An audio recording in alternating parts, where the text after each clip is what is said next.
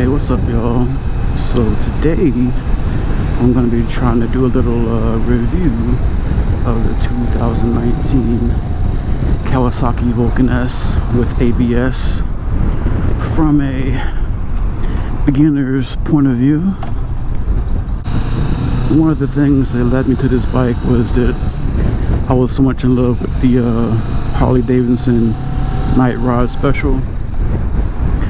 They discontinued that in 2018, I think, if I'm not mistaken, and they're pretty much out my price range too. The Suzuki M109 Boss was also on my list, but as a beginner bike, I heard they're pretty fast, and that might not be the ideal bike to learn on. And again, it was out of my price range. Ooh, this is a bumpy road there. Now I can't ramble off all the specs on this bike, but some of the pros for me were that you can change the reach of the handlebars, you can change the reach of the pegs, and you had a choice of changing the range of the seat too, from a mid-reach to a extended reach, and also a short and distant reach, and all that is free when you get the bike. It's pretty awesome. And this is my first bike, so I can't really speak on how different it is from having a bike with ABS brakes and a bike that does not have ABS brakes, but it's a pretty nice ride though. I had to do a little hard braking in the rain, and I didn't slip out. It was pretty decent, pretty smooth, and I'm not sure how that would have went without ABS, because I'm not really experienced. I'm only been riding for 14 weeks. Prior to that, I had my MSF course about 8 years prior, and finally got around to being able to get a bike, and this was my choice, and I'm in love with it. I came real close to getting the new Kawasaki Ninja 400, because when it came to having a bike with too much power, I was, I didn't want to be overwhelmed with my first bike, so I wanted to get something that I could not be scared on, and did a lot of research. I even sat on one, and well, actually I sat on a 650, and I just couldn't get comfortable with the way my feet were positioned on the pegs between the gear lever, and I didn't want to do that. So, but I was looking at this one though.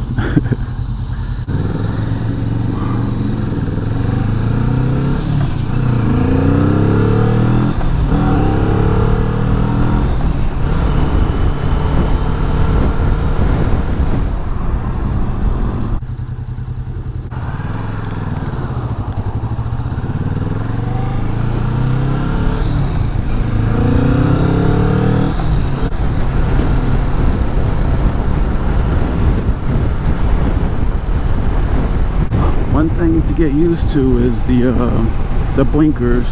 Unlike driving in a car, the blinkers are turn signals are auto canceling, but on a bike you have to cancel them yourself, and if you don't cancel them, the people that are in front of you are going to think you're trying to turn, and they might pull out in front of you thinking you were about to turn, and yeah, that's a bad situation right there. So that's one thing to get used to, is to make sure that you cancel your turn signals after you've made your turn. And the power on this bike is not overwhelming at all. It's a 650, actually was it a 649 cc? Guess they rounded up to 650. And yeah, as long as you're easy on the throttle, it'll treat you right. And if you really want to get down with it, it'll get down with you. I mean, I can't keep up with those 1,000 and 1100s and 1300s. I've tried. I guess my skills haven't really got up there yet. But this bike does get down when you want it to, though.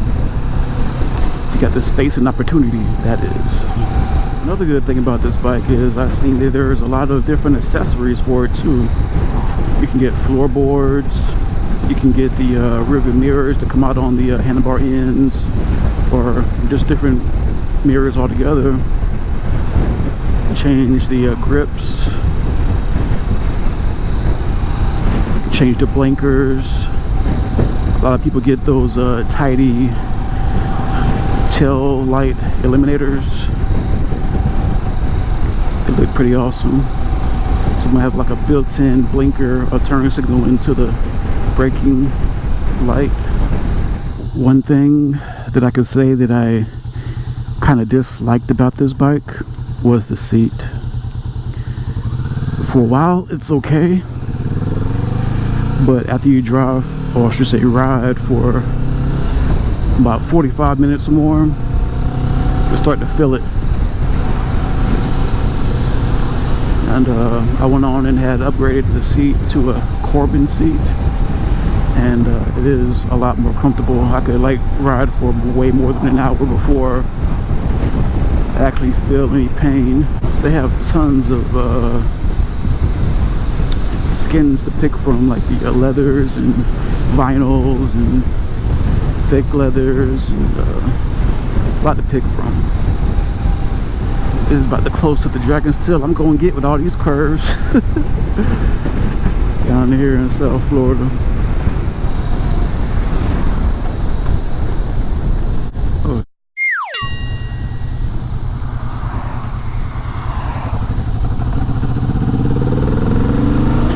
That's what happens when you get lost. Didn't see the freaking dead end sign until the last minute. I'm like, I want to go into the woods. I don't have a dirt bike.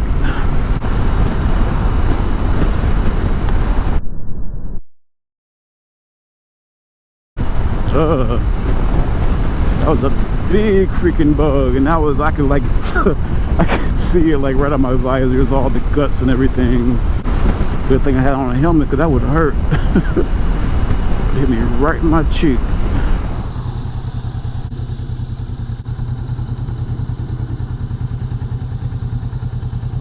Oh, it was a freaking love bug too.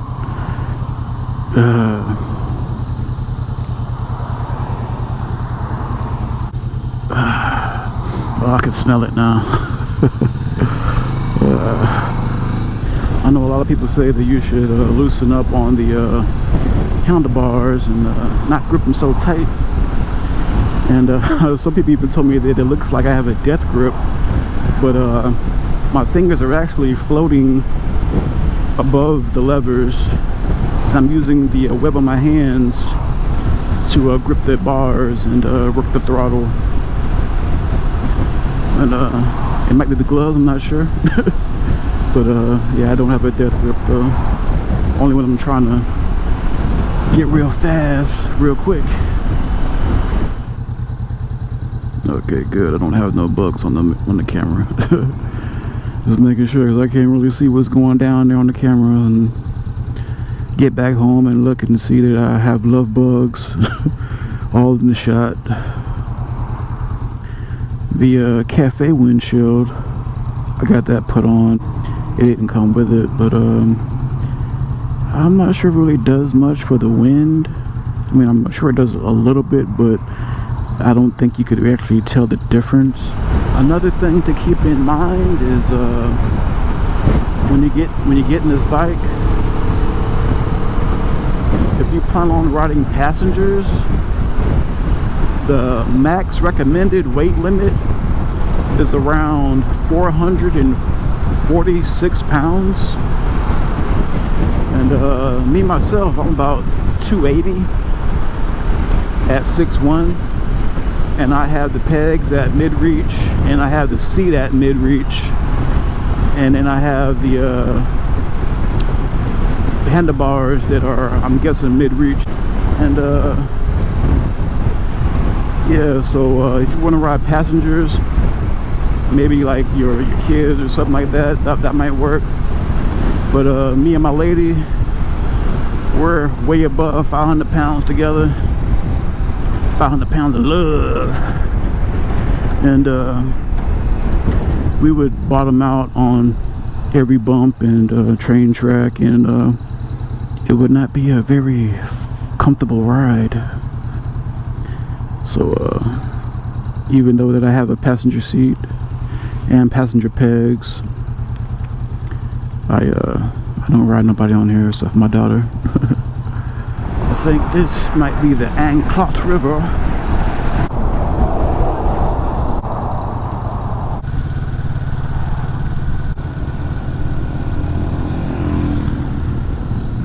Okay, I'm officially lost.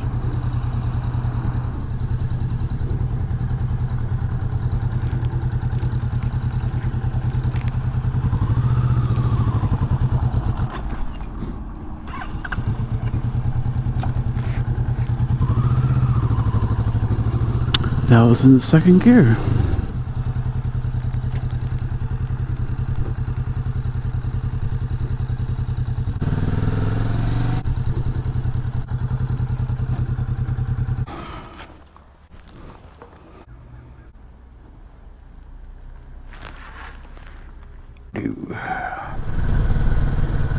Will this beamer see me? They got this part hidden back up in here. You ain't got a map, you ain't finding it.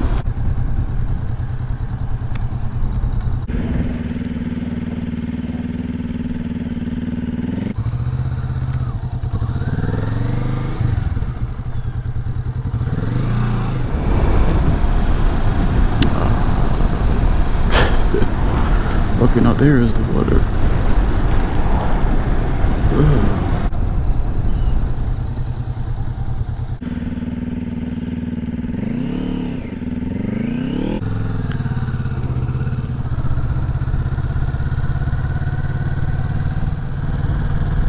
Nice.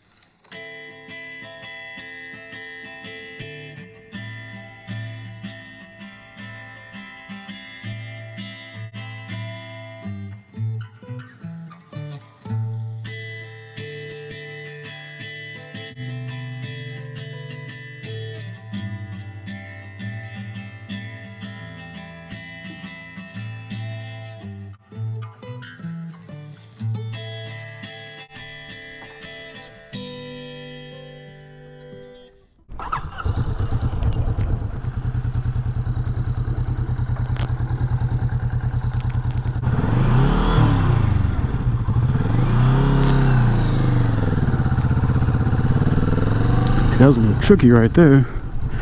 I was going down the hill, and when I released on the clutch, I rolled backwards. So I had to hold the brake, goose the, not really goose the throttle, but pull the throttle, and release the clutch.